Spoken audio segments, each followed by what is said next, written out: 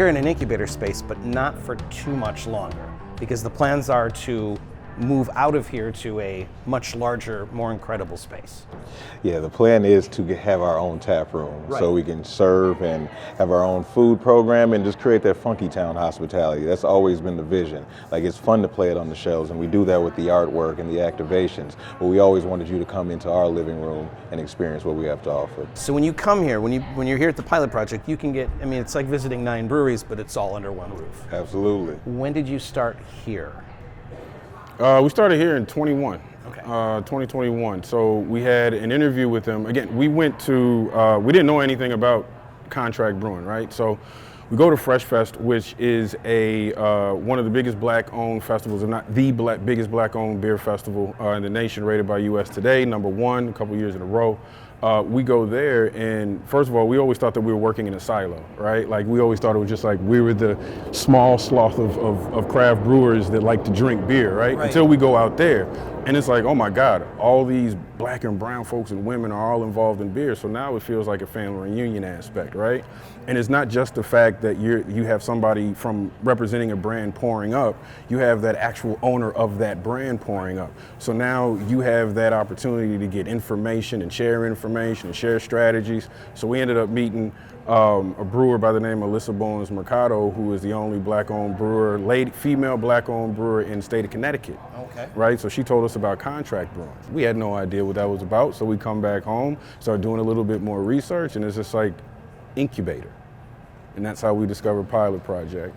Came in here and we were dropping off homebrew samples to them, giving us absolute feedback. Do you have to like audition to get in here then? Or?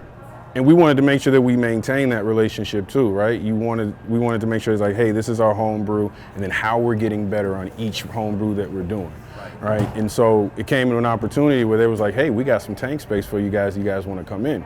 And like we had a conversation before, it's like we always wanted to avoid that critical mistake. We always know we're going to make mistakes here and there. Everything is not going to be perfect.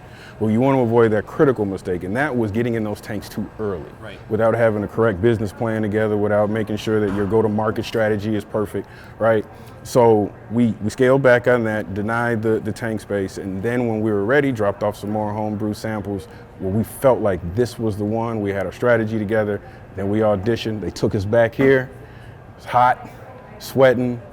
Did the interview, told them about our go-to-market strategy, told them about the beers that we wanted to do.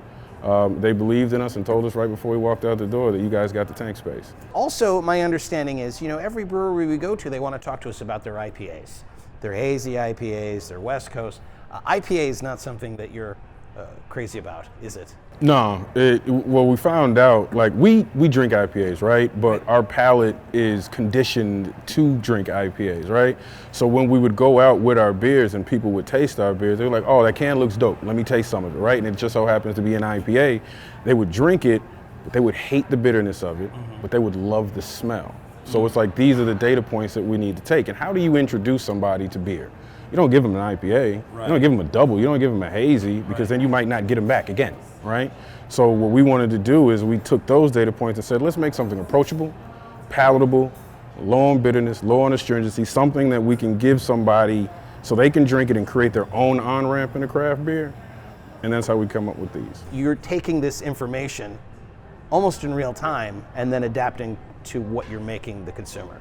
Yeah. Fair? Yeah, absolutely. I mean, if you go into this particular business thinking that just the beer that you want to drink is the beer that everybody else wants to drink, you're going to fail immediately, right? And so while we do enjoy plethora of different beers, the mission that we have is to get people who are not into craft beer into it, whether that's black, brown, or women, right? That's traditionally left out. And so if that's the mission, how do you get there? That's the problem that needs to be solved. What are these beers? What do we have here? Cool. So we have our limited time offering, our pale lagers, our collaboration with Sam Adams. To collaborate with Samuel Adams, that's a thing, huh? It's a thing. How does that happen? We won Sam Adams Brewing the American Dream Award in 2023. So we were one of 6 semifinalists that went out to New York to compete.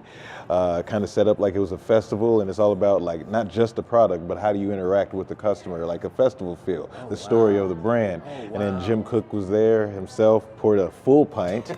You know, he drinks full pints. Everybody else has samples. I guess, yeah. But yeah, you know, the story impressed. We were able to win that, so we were able to drop a collab. We get mentorship from them, and they've just been a real good team. And just what's that been like working with Jim Cook and the Sam Adams crew? This is great. I mean, they're industry leaders. Yeah. Like, you know, the advice they give, like, it's better than they've experienced it all. Right. When it comes to product diversification, expanding, and distribution, like they know it all. Just when you say, oh yeah, we won a contest with Samuel Adams, you know, like you're making it sound like, you know, no big deal. That's huge.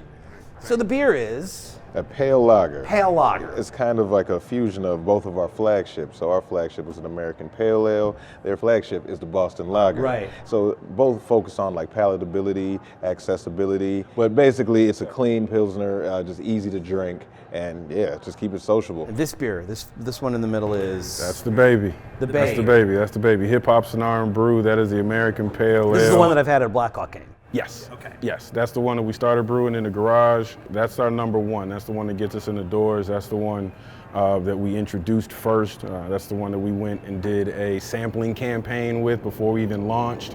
So this is the one that drives us. This is the one that starts it off. And then finally, this purple one is? Cuffin season. Cuffin season. Now I think I know what that means. That's when it gets cold in Chicago. You find a mate. Am I right about that? Yes, cold and dark at 4:30 p.m. Okay. You know, like Okay. so you need that temporary mate to kind of get you through the winter. So I'm guessing this is a seasonal beer then, or? Yes, it is. Okay, that makes a lot more sense. It's red, to, you know, to capture the spirit of love. I love it. I love it. We try to, you know, finish. Grab it, enjoy it, and then forget about it for a couple months. Okay. I think I'm picking up on what you're dropping here. Yeah, after Valentine's Day, it's serious. So we try to finish quantities by Valentine's That's Day. fantastic. That's fantastic. Funkytown is available in Chicago right now. So when you're in Chicago, look for it. You can find it on store shelves. Where do they get it? Whole Foods, Benny's, Jewel, Mariano's, Caputo's Markets, your Bulls, Blackhawks game. Right on, right on. And soon, relatively soon, at their own space, their own dedicated space. Funkytown. It's an incredible story that you guys have, and just doing incredible work.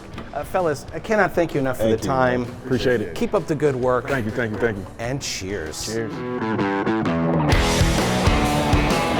The L is right on top of us. Do those vibrations affect the beer at all? But I mean, I've never been in a brewery where the L track runs right over you. I would think it would, this is a complete guess, I would think that it's helping stimulate the yeast. That's what I'm with thinking. Slight vibrations. That's what I'm thinking. Like we've been places where they play music really loud, you know, like to like vibrate things up. Exactly. I Like, could see it.